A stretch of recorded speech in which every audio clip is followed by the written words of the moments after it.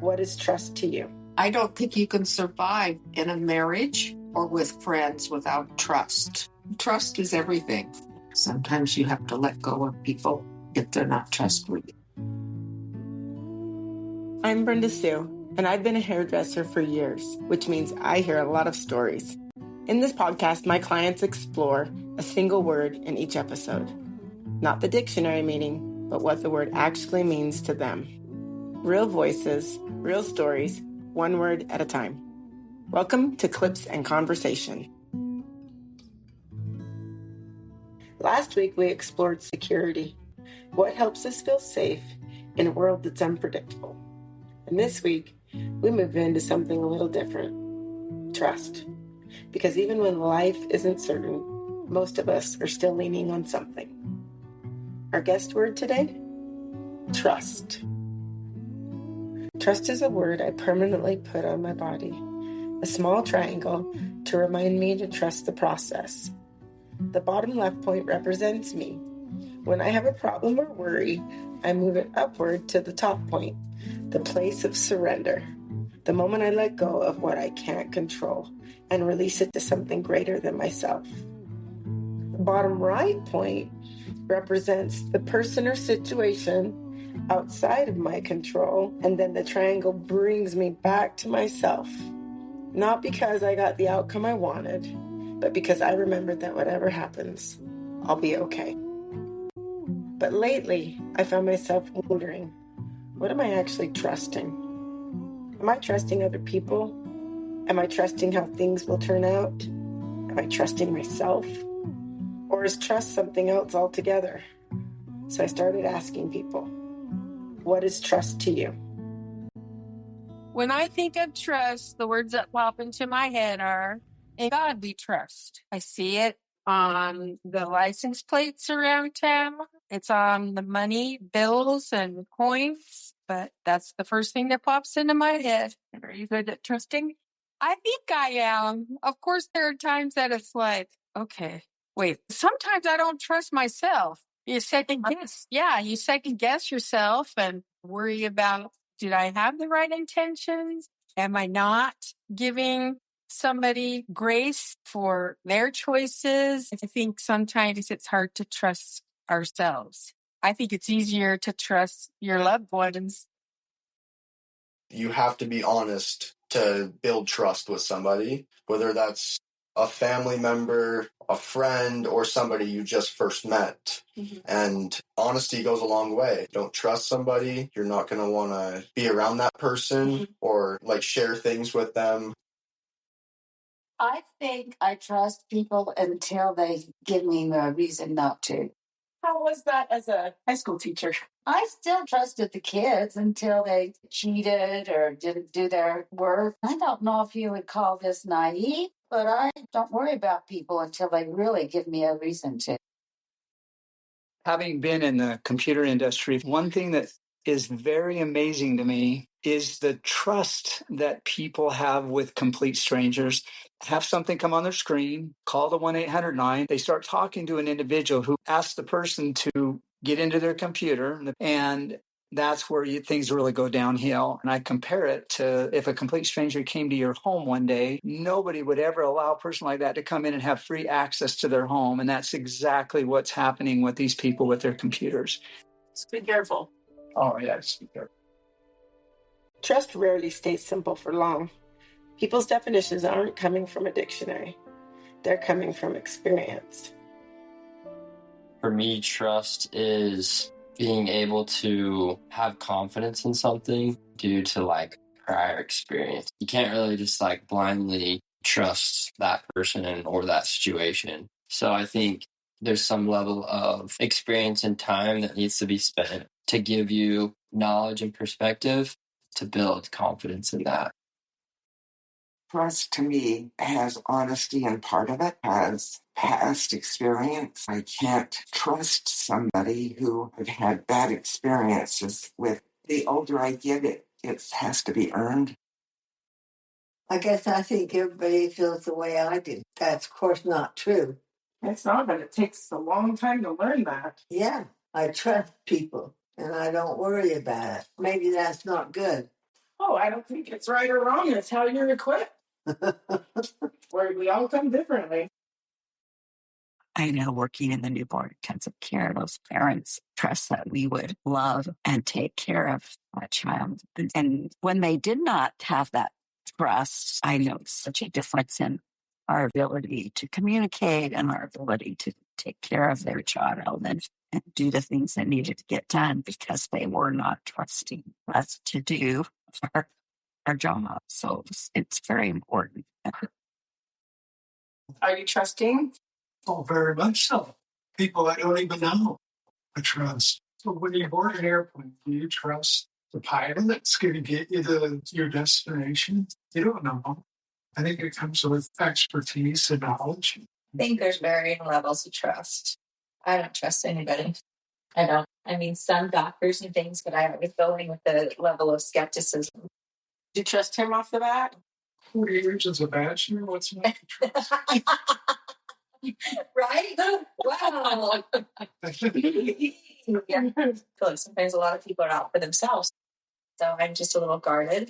Even when my kids want to go, like when they're little, they want to go to other people's homes. I always wanted to meet first. And like, there's a lot of people that I feel like sometimes they're not. You need proof. Yeah, I do. I need proof. I tend to be a trusting person. I like to think the best of people. But in the back of my head, I'm also an untrusting person because I'm always thinking of the situation of how it's going to go wrong because I'm kind of a pessimist. It's so much better to never break a trust in the first place than it is to repair one. And you can talk all you want about forgiveness. You can talk all you want about moving forward. They don't do it again. And how many years do you do that? But once a trust is broken, it's not repairable to me, especially if it's a deep hurt. And in fact, even that trust has you questioning any new relationships because if that new person is late coming home from work and that resembles anything that happened in a previous relationship, you have to carry that, not to project that onto somebody else.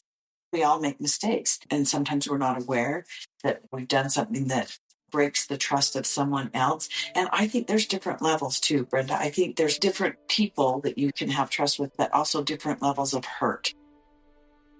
Trust isn't just something we value. It's something we depend on. And maybe that's why broken trust hurts so much. My mistrust of people, there's been a couple of different experiences, but it's mostly women. And is that like from childhood? The first one was childhood. It's traced back. It was about third grade. And I was best friends with the girl across the street. We hung out every day. And I don't even really remember like how it kind of came about, but they set me up. The friend group set me up. They said, we don't really like this girl. Do you like her? And I didn't even know the girl, and I just went along with it. And then they turned on me. The whole You said it. Yeah. You said you don't like her, and so then they like I just got dumped. I had to find new friends. Trust is everything in who I am as a person. If I'm not comfortable with somebody based off of not being able to trust, it's hard. It's hard to have a relationship. It's hard for me to be with somebody unguarded. I was a prosecutor for 32 years. Have to look at things from a jaded point of view. Two people can look at the same thing and they have a totally different perspective of what it is. So in that case, you always had to be kind of looking at it and saying, okay, what about this? Is this true or this not true?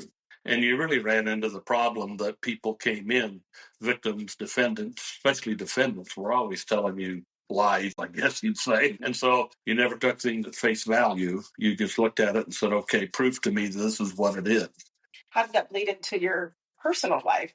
Honestly, in my personal life, it became kind of a problem, especially after you'd been doing it for so many years, because people would come to you and tell you things, and you'd look at them and go, no, I don't think so. I don't necessarily believe you, but I'm not going to call you a liar. One of those old people who, fall for scams and stuff like this. It is really, it's appalling how they target older people. I watched that television show, Matlock, and she says an older woman is invisible. And that's the truth. That's the truth. Men, not as much, you know. Mm-hmm. And you trust yourself, you trust people. Don't trust the government that much. You know? Yeah, that's what they do. You know, they need to give and take a little. The people are afraid to oppose, to say anything opposite because they worry about their jobs.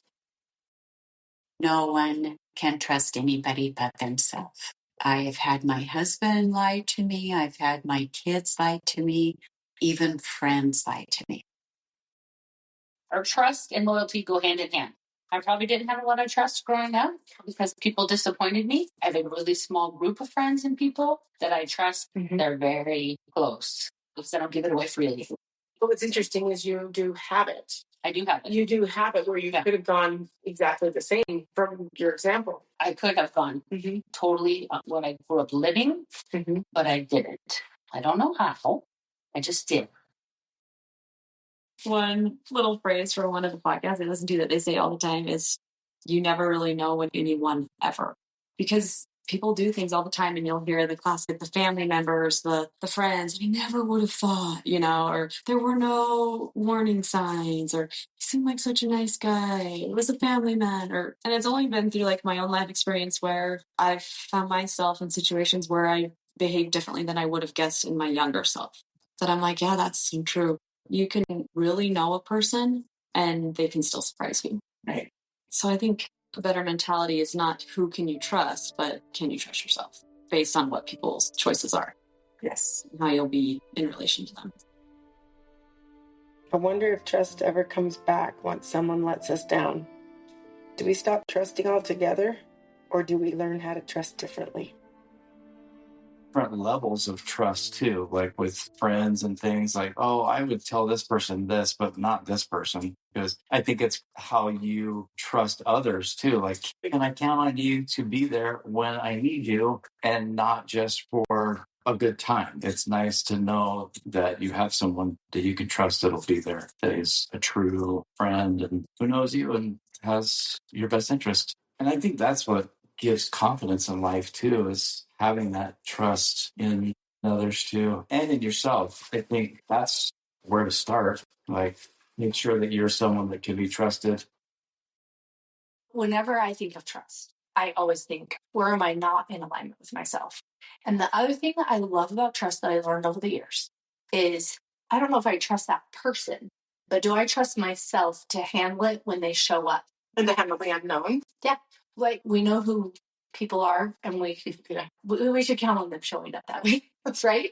If that person made that choice that's not okay, have I strengthened myself enough that I trust myself to say not okay, to again hold those boundaries?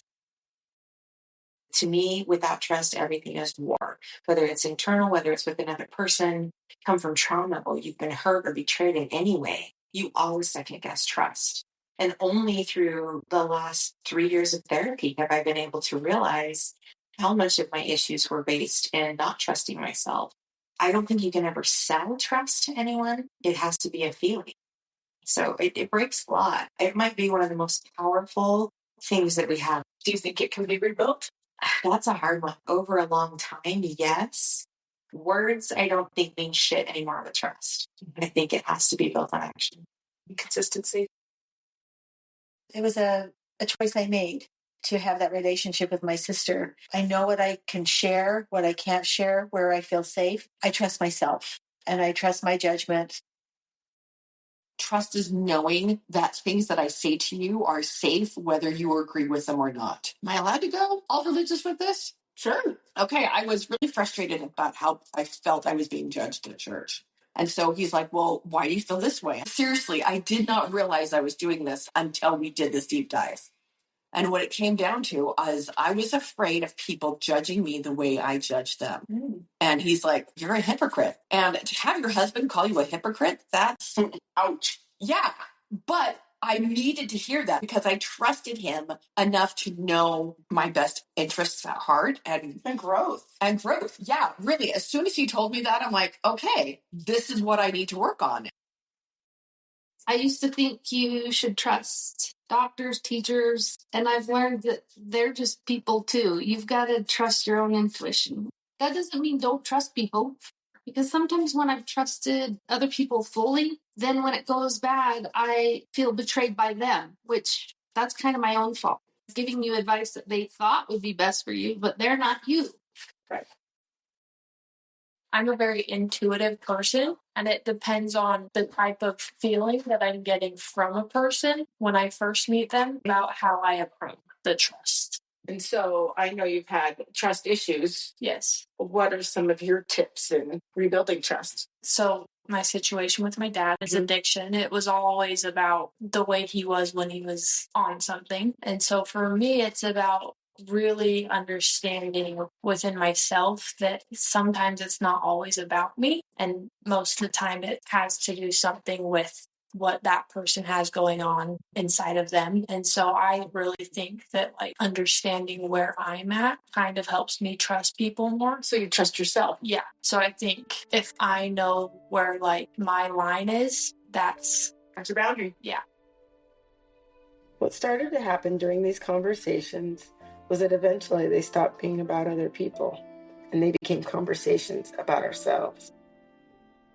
The superlative example for me is what I have in my Savior. And that's probably the only person in my life that I know. He's not going to leave me or let me down. That you trust completely. I trust completely. And I guess that's kind of the relationship that I try to foster and build with all those that I love. And I work on, because we're human and we're not perfect like he is. The goal is to be able to be trusted as he is trusted. I think every person has to have someone in their life they can trust. Usually it's parents that take that role on. There are a lot of people out there who don't have anybody else. And how do they survive? Trust your heart and your mind. If you trust your mind, probably your heart will go right along with it. You want them in alignment before making a decision? Want them in alignment. Think it through very carefully before you act. Do you trust yourself? Yeah. You trust the process? Yeah. So hard when things are bad, and it's so easy to trust when things are going good. Can we trust what is? Everything is as it should be. It'll be okay. It's a good mantra. Yeah. I really didn't believe it. When I gave it to you? Yeah. I walked out to my car and I said, everything isn't as it should be. It's not. And then I set it up and I started thinking, what if it is? And just started putting it with my stuff in my life, and it really is. And then it felt peaceful. After listening to everyone, trust is not one thing. It doesn't show up one way. Some of us need proof. Some of us start open. Some of us learn to trust again slowly. But what shifted for me is this. Trust isn't about feeling certain. It's what we do when we don't. It's the step we take without having all the answers. It's staying when part of us wants to pull away. It's letting go, even when we'd rather hold on tighter. And maybe that's why it's so hard, because the places we struggle to trust the most are the places we're trying the hardest to control. And that's where we're going next week. Control. As I worked on this episode, I noticed something. When I asked people what trust meant, a few people gave me something deeper. They gave me a story. And sometimes those stories reveal more about a word than any definition ever could. So for the first time, I'm sharing a bonus episode. It's a longer conversation with someone whose understanding of trust was shaped more by an experience. If you'd like to go a little deeper into this word, you'll find the conversation right after this episode. Thank you for spending time with me. Stay curious, stay open, and keep the conversation going.